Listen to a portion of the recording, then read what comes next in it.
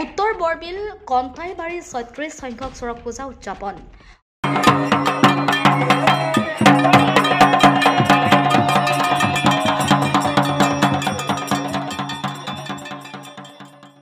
প্ৰতি বছৰ দৰে এই বছৰো কাৰ্বি আংলং জিলাৰ উত্তৰ বৰবিলৰ কণ্টাইবাৰী শিৱ পূজা পৰিচালনা সমিতিয়ে 14 এপ্ৰিল তাৰিখৰ পৰা 3 দিনীয়া কাৰ্যসূচীৰে অনুষ্ঠিত কৰা হয় চৰক পূজা।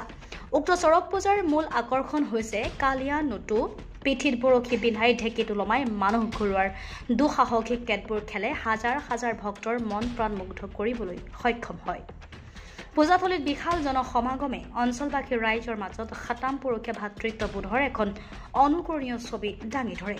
উল্লেখযোগ্য যে এই চৰক পূজা সুচাৰুৰূপে পৰিচালনা কৰাৰ বাবে প্ৰমোদ মজুমদাৰক সভাপতি আৰু বিকাশ দাসক সম্পাদক হিচাপে লৈ 31জনীয়া কমিটি গঠন কৰা হৈছে।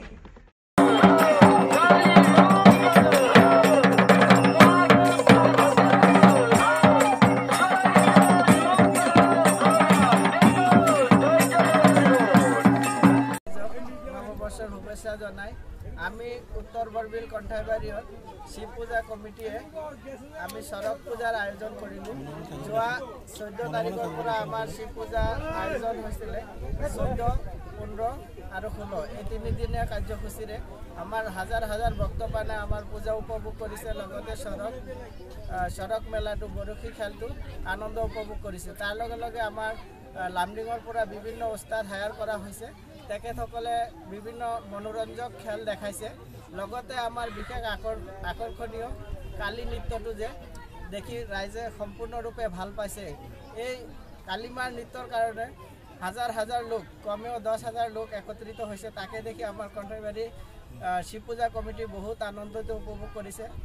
এই বুলি আমাৰ যোৱা 40 বছৰৰ পৰা এই বঙালী সংস্কৃতি, বঙালী কালচাৰ চৰক পূজাটো আমি শান্তিপূৰ্ণভাৱে 2 দিনীয়া চলাব পাৰিছোঁ।